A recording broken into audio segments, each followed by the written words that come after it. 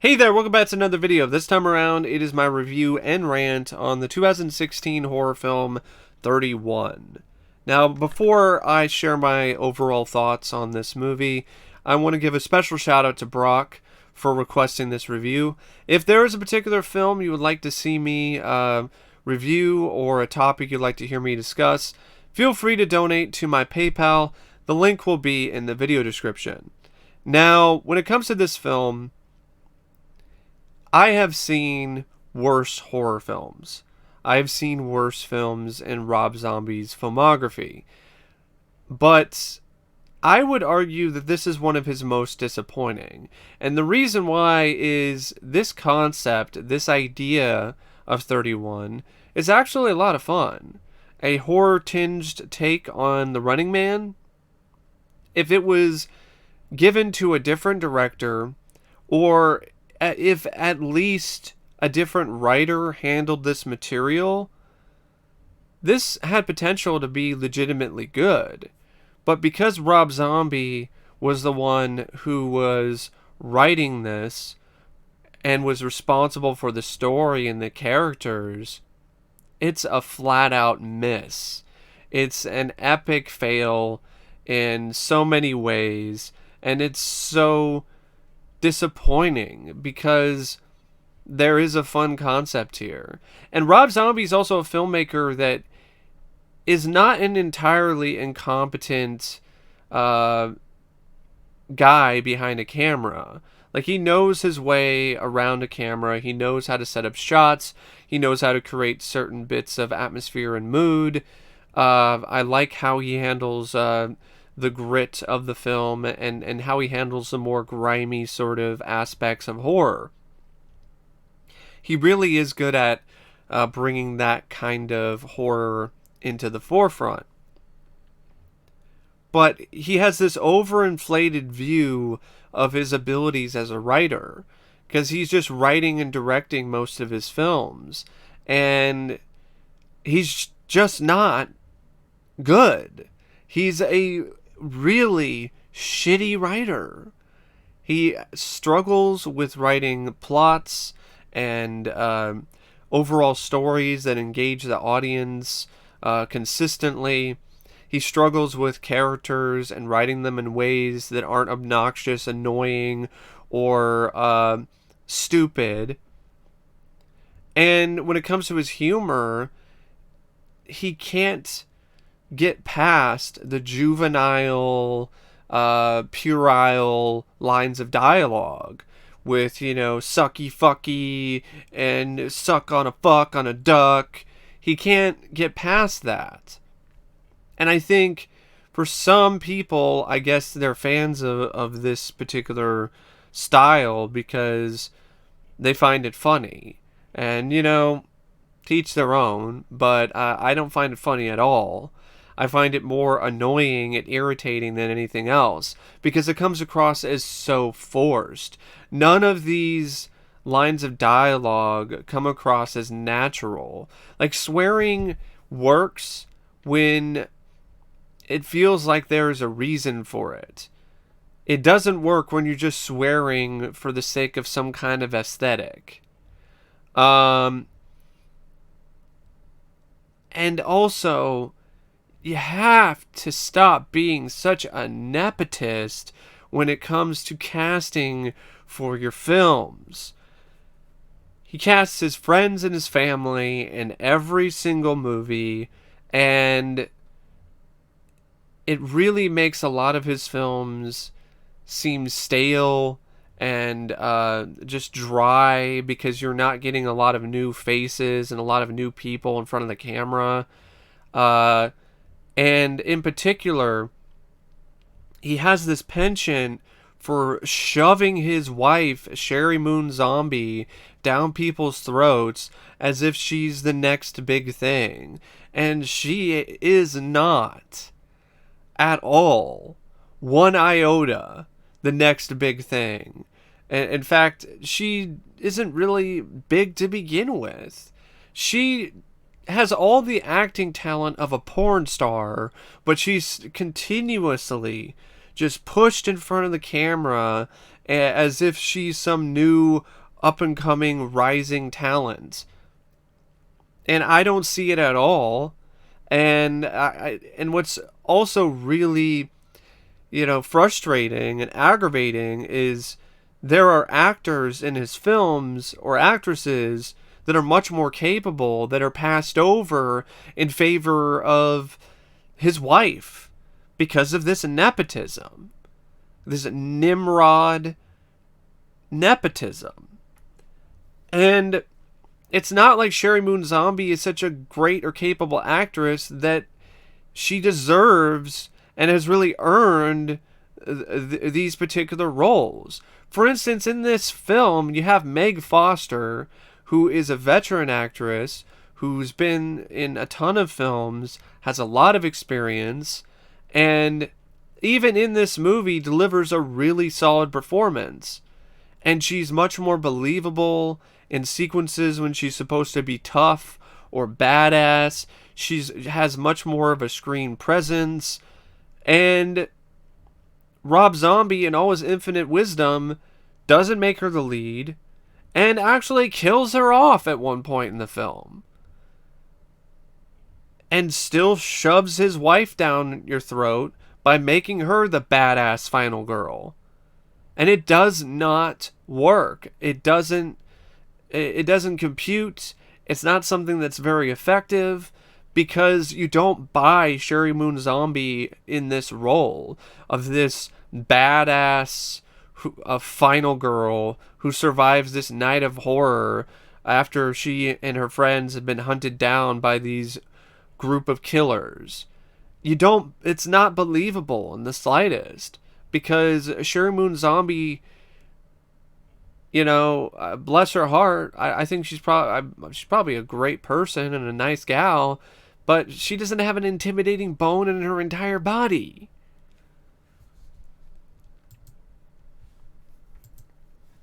So yeah, the film is directed by Rob Zombie, and the direction is honestly not really that bad, especially in the opening sequence with Doomhead that reminds me of Sin City in terms of its cinematography, its black and white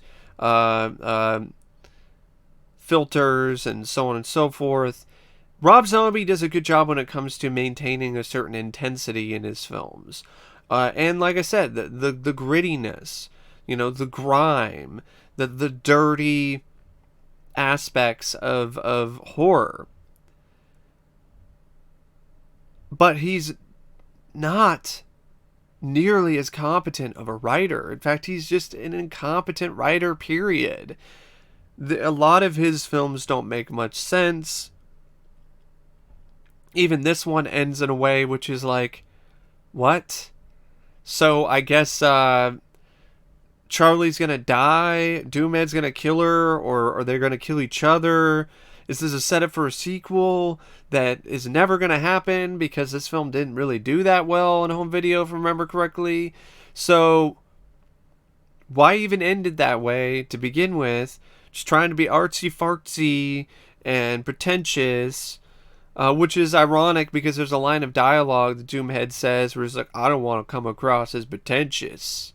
I was like, huh, that's ironic because there are sequences in this film where it seems like Rob Zombie is trying to come across as being pretentious. And like this is high art or some shit.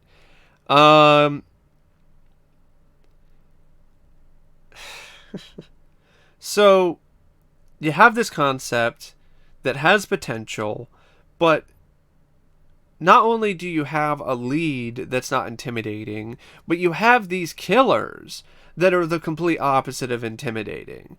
In The Running Man, there were killers that were kind of jokey and made and cracked jokes and weren't always the most competent when it comes to their abilities to hunt people. Like the fat guy with the electricity and so on and so forth. But there was still something about them that was remotely intimidating. No one in this particular band of killers is scary or chilling in any way. The first time you see a killer, it's this little person dressed up like Hitler. So you have midget Hitler with like knives and shit. The complete opposite of intimidating. I think maybe that's the point, but the problem is you never really get anything out of this character other than pure unfiltered annoyance with his laugh, with the way that he handles himself, and he's in the film for what feels like forever. And you think, okay, all right, this is a setup. Like, okay, they're starting off with this weak, annoying runt, and then they're gonna really bring out the big guns. But who comes out next? Two redneck clowns saying shit like, you got the pleasure of being fucked by the best. And I'm like, I don't really see that at all. Okay. Bunch of fucking redneck, dumbass, fucking dumb fuck clowns who are just cussing up a storm, which you're probably like, well, you're doing the same thing. Yeah, but I have a reason to do that because this movie fucking sucks. But with these characters, it's just Rob Zombie's lame aesthetic, his attempt to make his film stand out from the rest of the crowd by just having these lines of dialogue. And they ultimately die and get killed. And then you see, like, what is it? Schizo Head and Doom Head. Well, actually, Doom Head shows up later.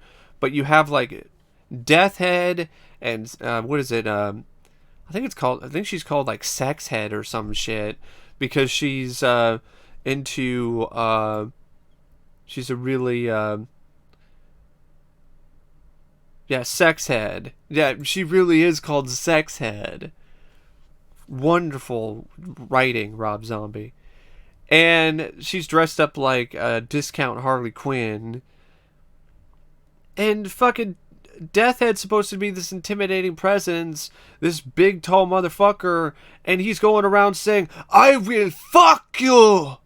I will fuck you! And you're like, oh my god, just stop.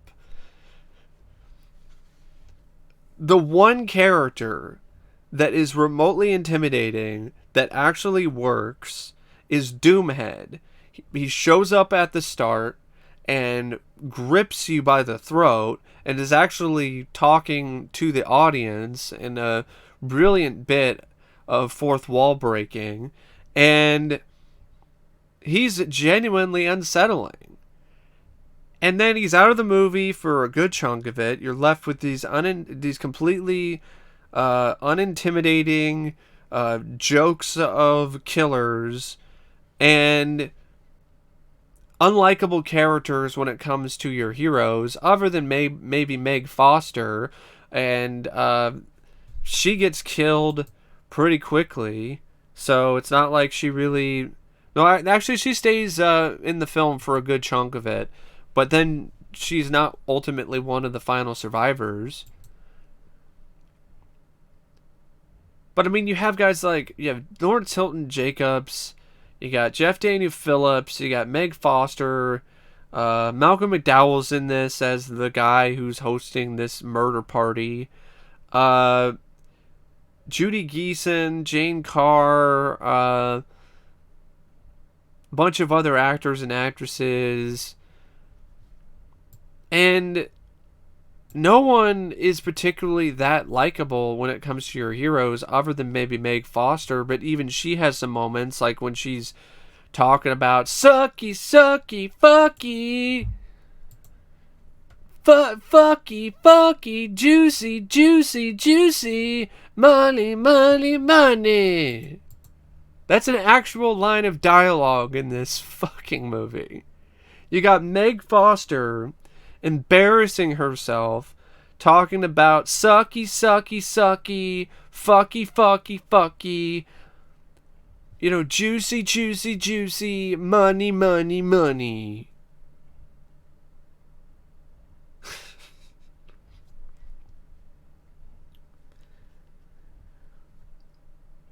So, yeah, unlikable characters, so there's no suspense, there's no genuine thrills. I don't give a fuck about Sherri Moon Zombie's character Charlie. I don't care about PM Entertainment's Lawrence Hilton-Jacobs as Panda, or anyone else. There's two other girls that die like in the first 15 minutes or so, and didn't really care that much at all about them because I didn't really get to know them personally. Too many attempts at just being really fucking obnoxious in terms of the humor, with bad jokes and so on and so forth. They continue throughout the film, where you have, the two chuckleheads who are, the redneck clowns with chainsaws, making some joke about, a baby giving a blowjob. You're like, what the fuck? And once Doomhead shows up, the film once again kind of picks up in some sort of quality, because Richard Brake was so fantastic in this film as Doomhead, and he was an absolutely intimidating, dark, and insane presence. And I would actually recommend seeing this film at least once just for his performance. So when he goes around and he kills everybody, it's like, kill them all. Fuck it. I mean, I probably would have liked this movie if it was just centered around Doomhead, and it was about him and his exploits in this this murder party on Halloween night. I honestly think that would be a better film, because Richard Brake is such a compelling performer in this. Then you get more of Doomhead instead of less. You get less Sherri Moon Zombie and her porn star acting, and more of Richard Brake. And I think, that would be a much better film. Would have been unique, too, having the film be from the perspective of the killer throughout the entire thing. And, playing around with the audience's expectations and what they really think when they're watching movies like this. Making it kind of controversial in a way, to be like, are you really going to root for this psychopath? That kind of thing. But nope, Rob Zombie isn't clever enough to go that route. The two survivors are Charlie and her, I think it's insinuated that's kind of her boyfriend, Roscoe Pepper, played by Daniel Phillips, who's another actor that's in a lot of Rob Zombie's films. He was in Lords of Salem, and I think he was like the boyfriend in that too. And with each film that he's in, he starts looking more and more like Rob Zombie. What is he doing? Is he auditioning to be Rob Zombie in a biopic with these mutton chops and the beard and everything? Is this why Rob keeps casting him in these films? Because, it's as if I'm starring in the movie alongside my wife. If that's the case, just get it over with and put yourself in your own movies and star in your films alongside your wife. You fucking nepotist. He is literally one of the biggest and most egregious nepotists in Hollywood. Just always casting the same people in every film, and I'm surprised he hasn't cast himself as a lead in one of his movies yet. I really am. Somehow, some way, Sherri Moon Zombie actually survives the night. Her boyfriend, who looks like her real-life husband, doesn't make it. He dies.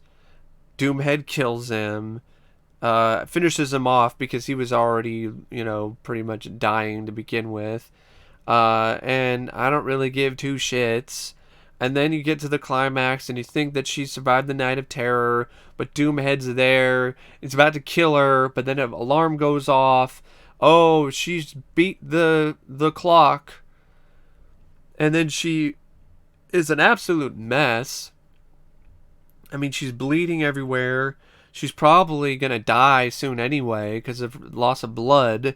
And she's stumbling down the highway, and the last shot is Doomhead stops in the middle of the road, gets out of his van, pulls out his knives, and is essentially challenging her. And she puts up her dukes, and end credits. You're like, that was it?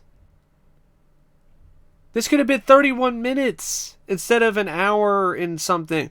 I mean, this is a concept that in theory could work, but because Rob Zombie is the one that's behind it, no. It had no fucking chance from the beginning. And ultimately, I feel bad for people like Meg Foster and Richard Brake. They're really trying to give their all to this lackluster and boring and genuinely lame effort by Rob Zombie. And it's all for naught. The music wasn't really anything either, and Rob Zombie apparently helped with it. And the editing, oh God, the editing in this was so excruciating to watch. Gave me a headache because it was edited in a way that I guess Rob Zombie was trying to do something in the vein of like a guerrilla style movie, with, shaky cam and make it even grittier and so on and so forth. But instead, it just looked like the editor hacked this film to pieces with a fucking cleaver, or put the film in a blender and just stuck with whatever he got out of it. I mean, there are action scenes in this that are absolutely ruined by this editing, where it's so choppy and shaky that you can't really tell precisely what's going on half the time.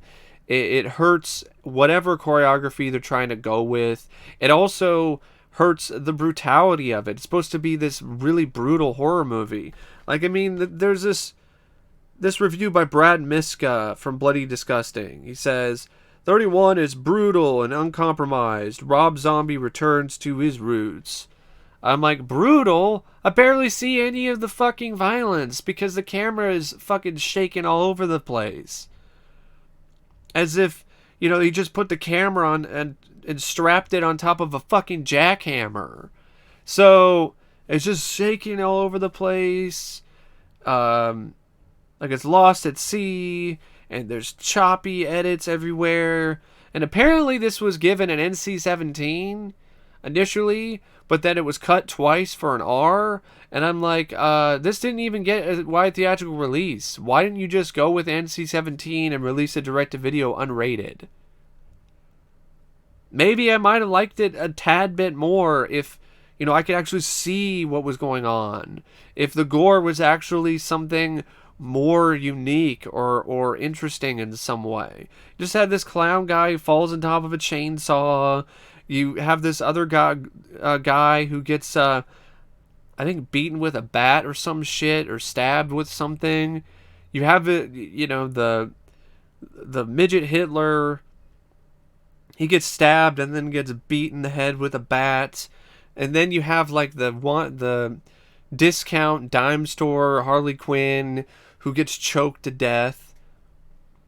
And Doomhead doesn't die.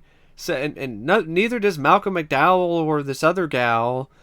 And what even the fuck, speaking of Malcolm McDowell, what even was going on with those characters? There was something with like a pentagram, and they were making bets. And I'm like, are they betting their soul? Or what are they betting on? And why are they betting? And what is up with the pentagram? That's never explained in this movie. Because Rob Zombie has all the competence of your drunk uncle who's telling you stories on Halloween. Just missing things right and left, plot holes. You're like, hey, Uncle Rob, what is up with the pentagram? Like, what is going on with that, man? I just thought it was cool. Hey, I think they just thought it was cool. You know, hey, but pentagram, I guess maybe it was like Satan or some shit. I don't know. I mean, fuck.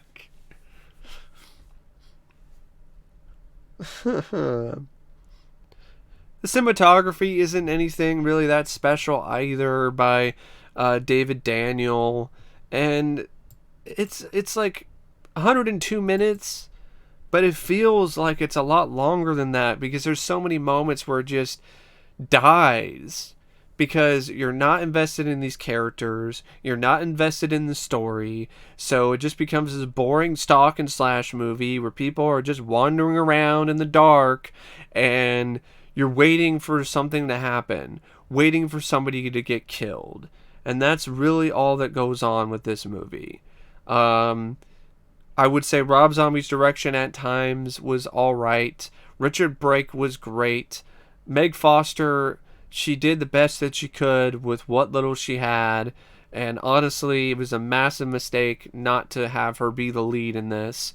I still think this movie would have sucked, but I don't think it would have been as bad if she was the lead. I think I probably would have tolerated it a little bit more at the very least.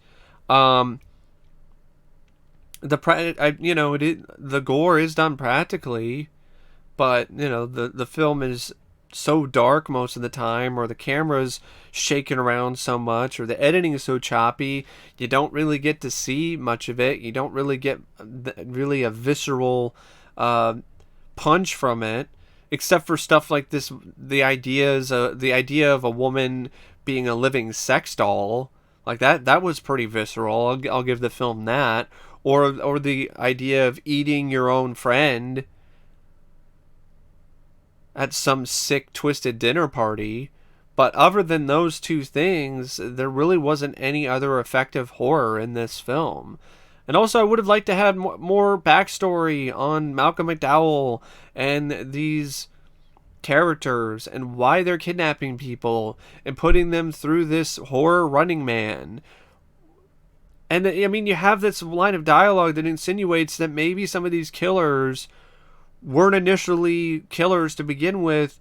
They were kidnapped themselves and they were forced to do this stuff, but it never goes anywhere with that. So it's just a total mess because Rob Zombie is a shitty screenwriter and needs to hire other people to write his films, or at least give it a shot. He could stay behind the camera and direct and handle that portion of the film, because I think he's competent enough to do that. But you suck as a writer, man. You haven't gotten better. Unlike your filmmaking skills, your screenwriting skills are just as shitty and just as amateurish as they were a decade ago. Just hang it up, man. And I think your career as a filmmaker would benefit a lot from that. And for the love of fucking Christ, stop casting your wife as the lead in your films. I know you love her, but, maybe out of respect and love for her, stop putting her under this spotlight, because she's absolutely shriveling under it. Every single time. She's not ready for prime time, Rob. She just isn't. She's a decent supporting actress in an ensemble cast. That's it. She's not a strong enough actor or actress to carry a movie. Anyway, I really don't know what else to say about 31. I feel like I've given like 31 reasons why this film sucked. But it's a film at the end of the day that wastes so much potential, a fun concept, a fun idea, and just forgets to write characters that are engaging, likable, or charismatic in the right way. And a plot that actually throw some surprises or some interest other than, the most fleeting of moments. Characters in terms of, these killers that are actually somewhat intimidating instead of fucking jokes. Talking about how they're gonna fuck you! And just something that is legitimately entertaining instead of a chore to sit through.